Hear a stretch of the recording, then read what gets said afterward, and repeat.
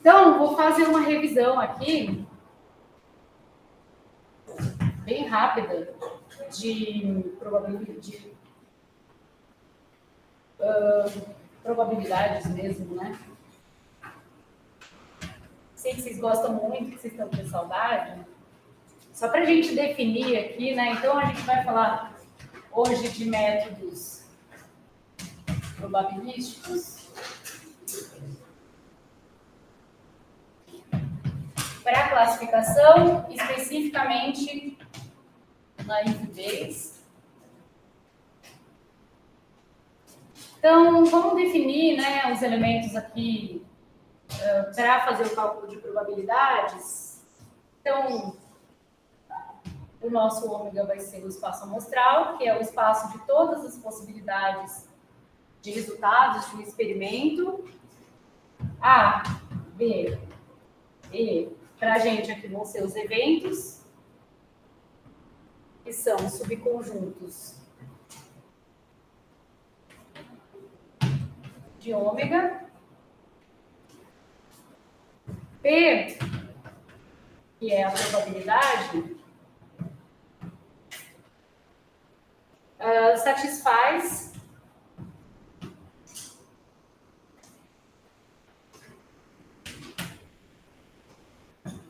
os axiomas de Kolmogorov. Não sei se foi assim que vocês viram, né? Mas tem várias formas de... Tem várias formas de definir a probabilidade, né? A probabilidade de um evento E é sempre maior ou igual a zero.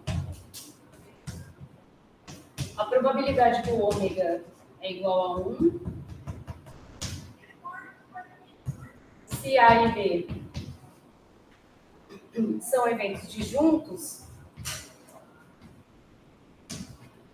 então a probabilidade de A união B é a soma das probabilidades de A e de B. Então, se a intersecção de A com B é vazio, a probabilidade da união é a soma das probabilidades de A com B, tá? Então, aqui, vamos falar da lei da probabilidade total, para a gente falar lá do teorema de Bayes, né?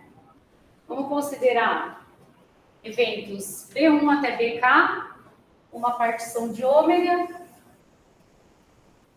ou seja, de tal forma que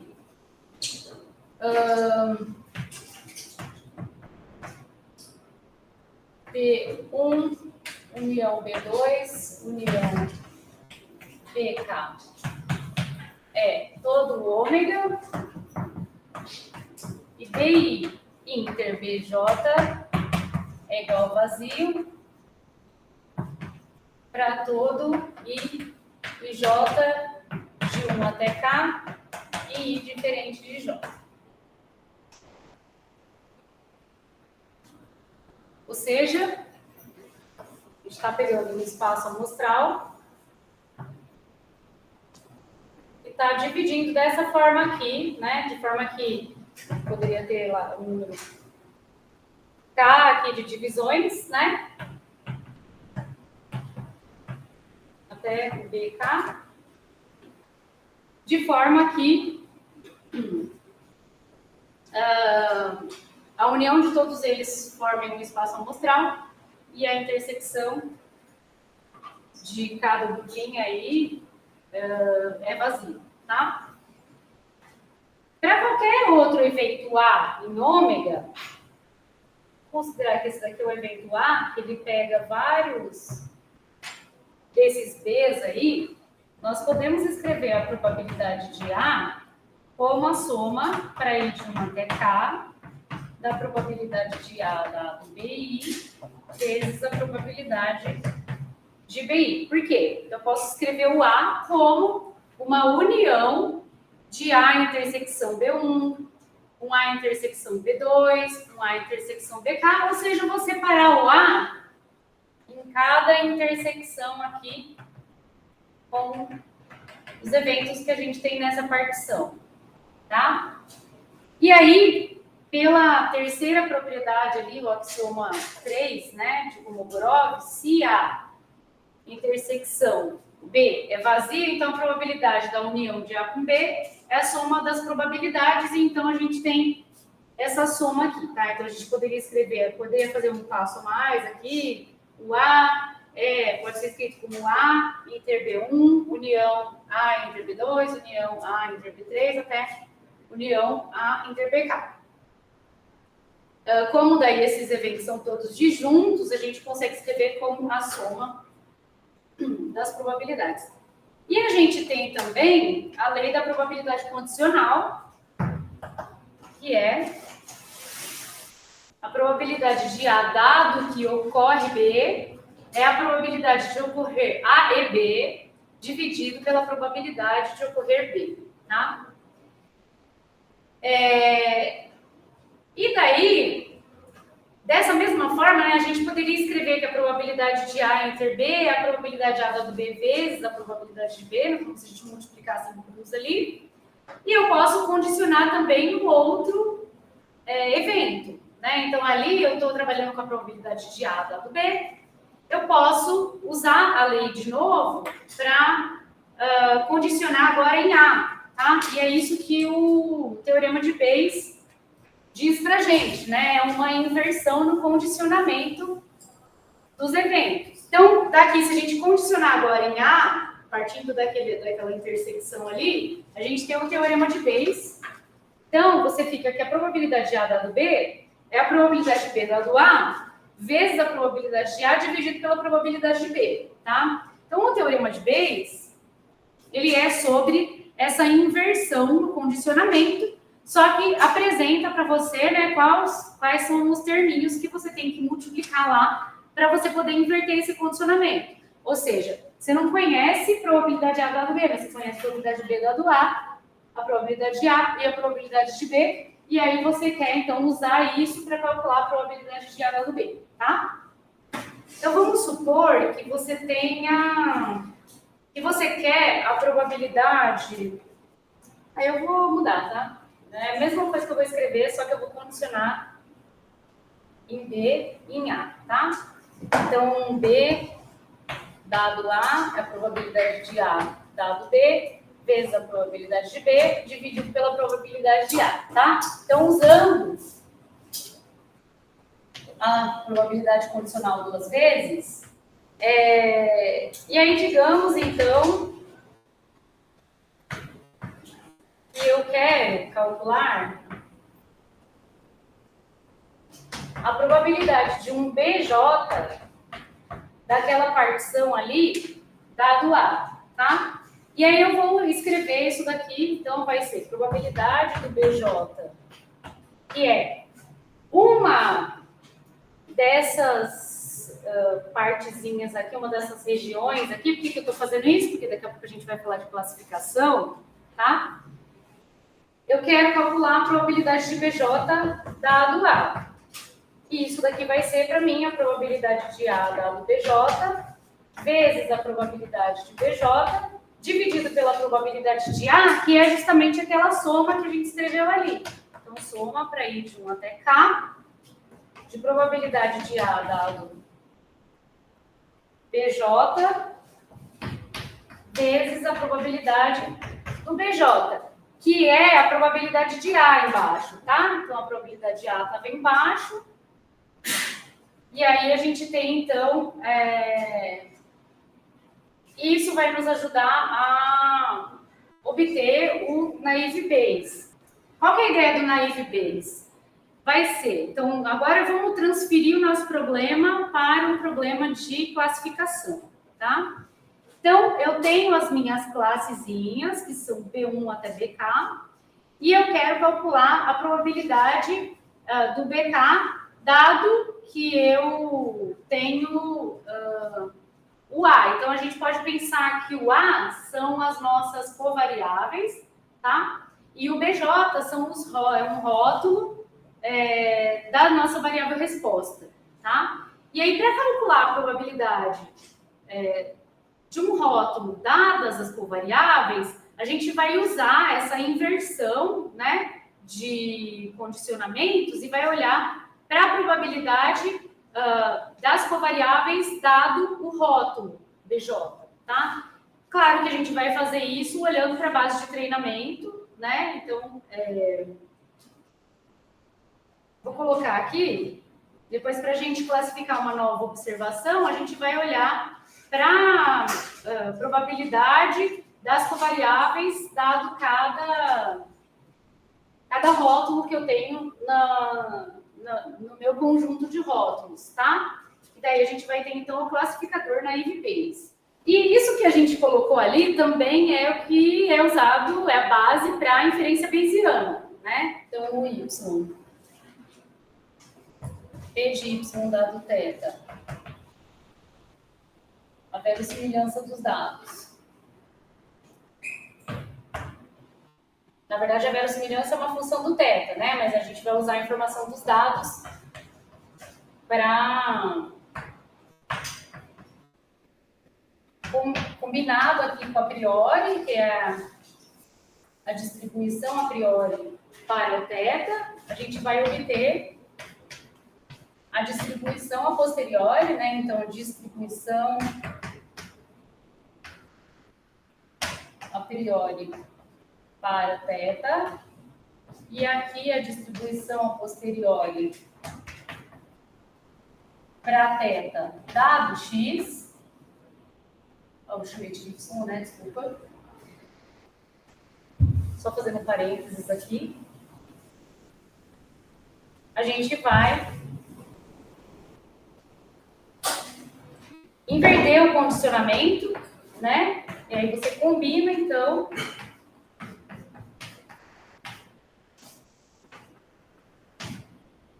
a verossimilhança com a priori para obter a distribuição a posteriori, e aí você vai fazer inferência com base na distribuição a posteriori, tá? O classificador naive Bayes vai supor que os valores dos atributos de uma observação, ou seja, dos preditores, né, dada a classe CJ em conjunto de classes, são independentes. Então, aqui a gente tem variáveis preditoras, que vão ser os x, e a gente tem uma variável resposta, que é qualitativa, e que assume valores em um conjunto C, e aí, dada a classe CJ em C, os atributos são independentes. Essa é a suposição do naive Bayes, né? Que é uma suposição que nem sempre ela acontece, né? E aí a gente vai calcular a probabilidade de uma observação Y pertencer à classe CJ usando o teorema de Bayes, tá? Então, a probabilidade.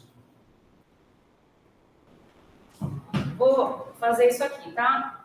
Digamos que o CJ é a classe ao qual pertence o Y, ou se ele vai ser classificado como o CJ dado X, vai ser proporcional, que a gente não vai colocar aqui em termos de normalização ali de baixo, a probabilidade. Então, aqui, ó, a gente tá... Esse daqui seria o BJ, né, que a gente tinha definido lá atrás, e esse daqui seria o A, tá? Então, isso é a probabilidade marginal de Y ser igual a CJ, e aqui a gente vai inverter o condicionamento e vai fazer o cálculo da probabilidade de X, dado que o Y é igual ao CJ.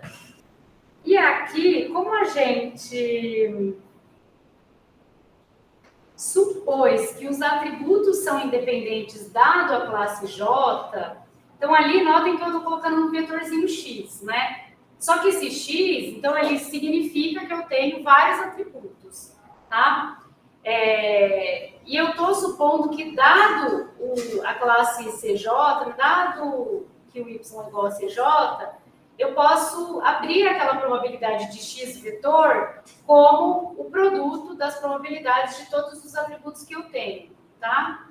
E eu estou pensando aqui no exemplo. O exemplo que eu tenho é aquele das flores. E a gente tem mais de um atributo. Então, lá nas flores, o que a gente tem, né? A gente tem esse conjunto aqui de classes, seria acetosa, virgínica e versicolor. E os atributos são o comprimento da pétala, a largura da pétala, o comprimento da sépala, a largura da sépala. O que significa falar que os valores dos atributos de uma observação dada à classe são independentes? Seria dizer que, se eu estiver dentro da classe virgínica, por exemplo, eu posso assumir que os valores de comprimento da pétala, largura da pétala, são independentes, tá? O que provavelmente não acontece, tá? Por isso que ele é ingênuo. Por quê? A flor é mais velha, quando ela cresce, né? Tipo, quando ela cresce em todas as dimensões. Cresce a largura da pétala, cresce a largura da sépala, comprimento da pétala, comprimento da sépala. Tá? Então, essa é uma suposição do naive Bayes que, assim, força um pouco a amizade, né? Supor que os atributos são todos independentes dado a classe. Aí você fala assim, mas você não fixou a classe?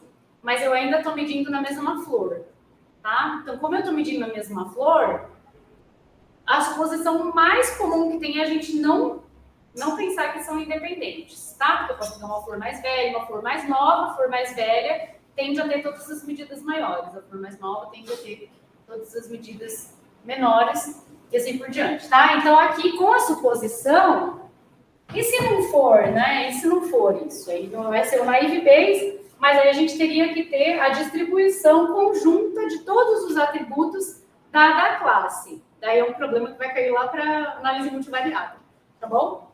A gente modelar conjuntamente todos os atributos dada a classe, tá?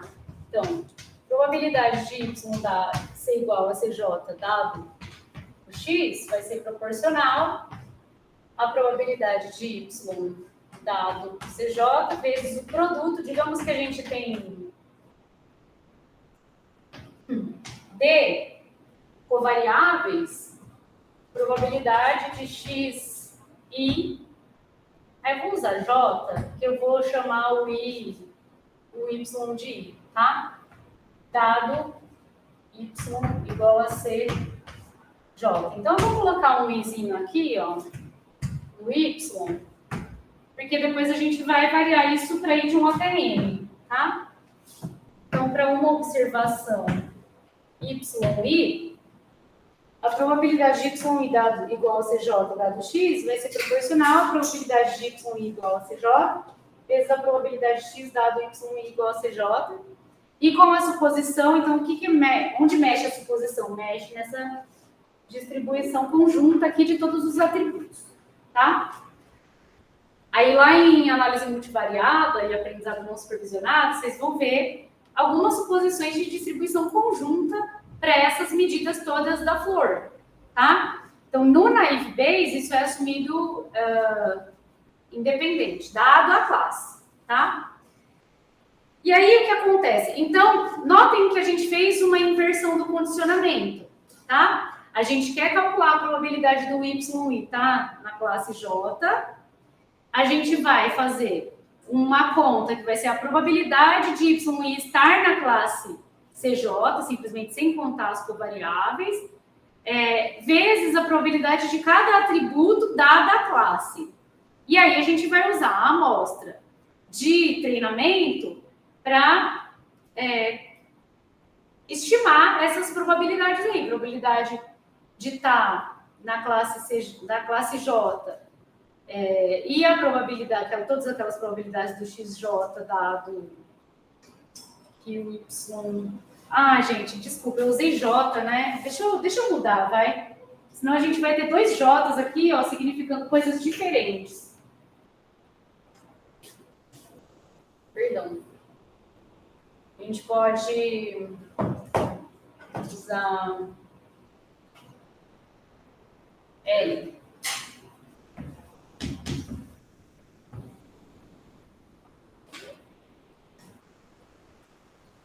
Tá? Porque o J já está sendo usado para classe. Tudo bem, pessoal? Então, o naive Bayes nada mais é do que essa inversão do condicionamento. Eu vou usar a probabilidade que eu vou calcular a partir da amostra dos atributos dadas as classes, e vou usar a probabilidade do Y estar em cada classe para estimar essa probabilidade condicional aqui, tá? E daí, como que a gente faz, né? Então, vamos supor que eu tenho uma distribuição de cada x dado y, dada a classe, e eu tenho a probabilidade do y estar em cada classe. E aí, dado o meu vetor de preditores, eu quero classificar um novo y na classe correta, tá? E aí, qual que vai ser a classe que eu vou considerar? Aí você usa um estimador, por exemplo, o máximo a posteriori, o MAP, tá? Então, daí, o classificador usa o máximo a posteriori,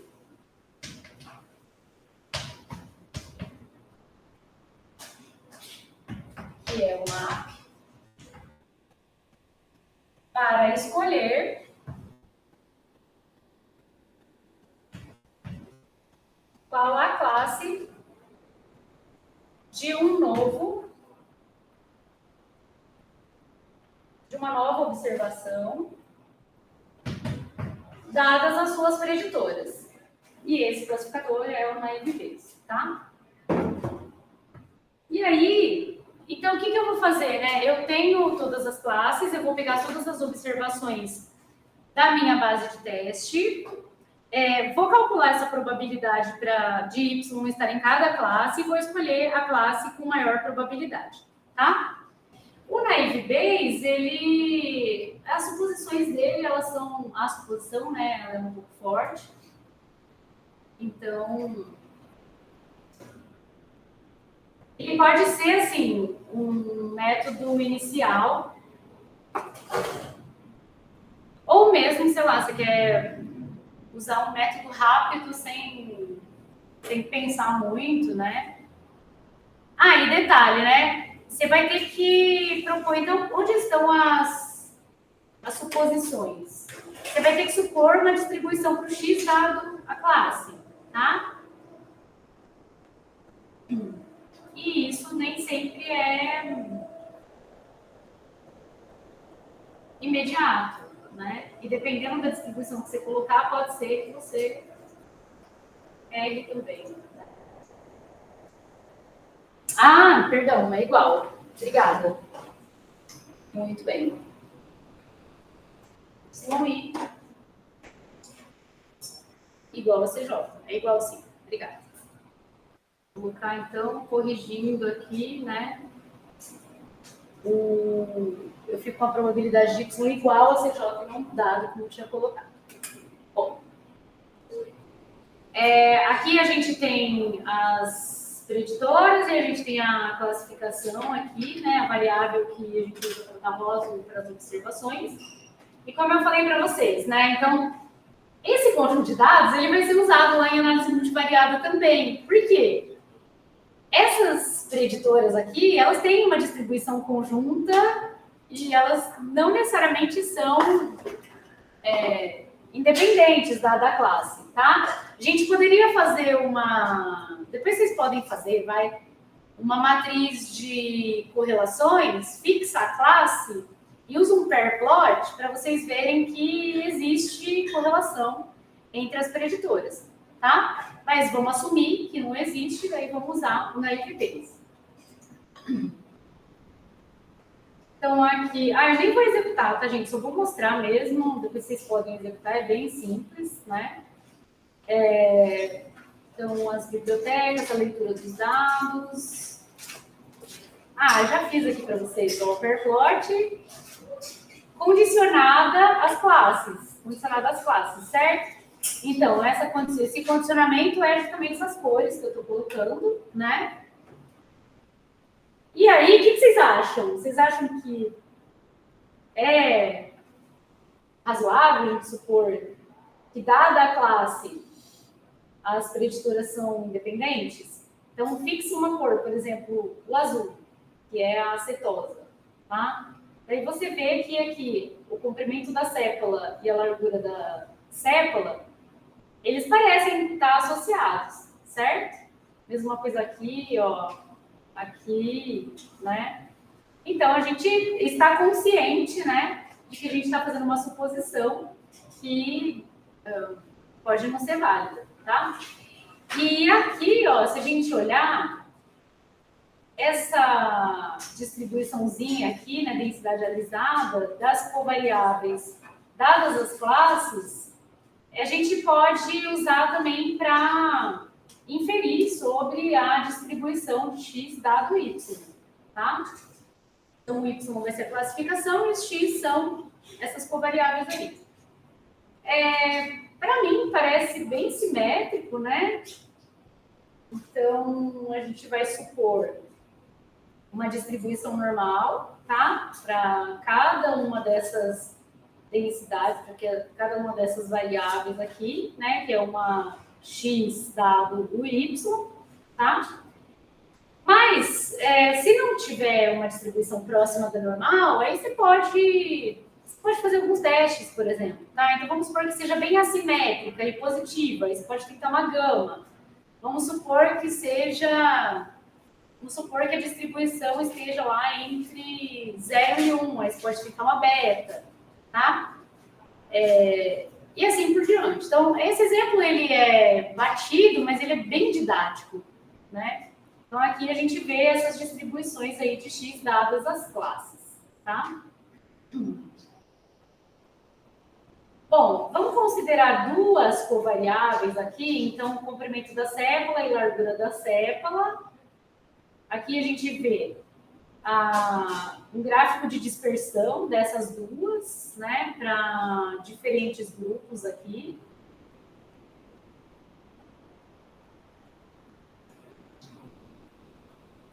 Aqui eu estou fazendo uma divisão da base em treinamento e teste, tá? E aqui eu tenho informações sobre essa divisão. Então, eu estou separando o conjunto de dados de treinamento tem 120 observações e o de teste tem 30 observações. Não, Se eu quiser separar aqui os dados de cada classe na base de treinamento, eu estou com uma divisão bem igualitária aqui, né? 33, 33, 33. Aqui eu estou fazendo uma padronização dos dados. Eu vou falar para vocês depois fazerem sem essa padronização para ver se chega no mesmo resultado. Deve chegar no mesmo resultado, um resultado parecido. Tá?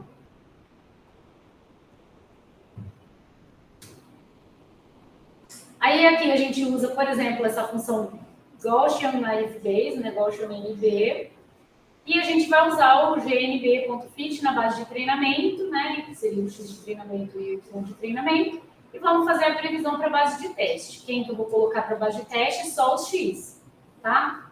E aí, calculando a acurácia, aqui dá 70%, tá? No livro da Facel e outros, ela propõe usar essa superfície de decisão do jeito que a gente fez na aula passada. Então, eu vou definir um grid de valores de x1 e x2, é por isso que eu estou usando duas preditoras só. Assim, eu poderia usar as 4 preditoras, né? E aí vocês podem, como exercício, usar as 4, ver se melhora, deve melhorar a acurácia.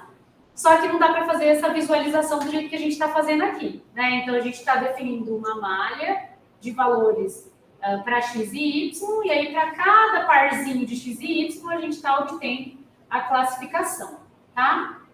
E aí a gente obtém, então, essa superfície aqui de classificação, de decisão, né? De onde a gente vai classificar cada uma das observações. Então, se cair aqui, eu vou classificar, eu teria que ver qual que é. Esses gráficos eu tenho agenda, se a gente pode, deixa eu ver qual que é.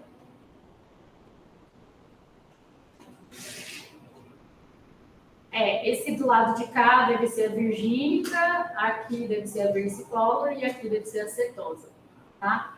Então, se cair nessa regiãozinha aqui,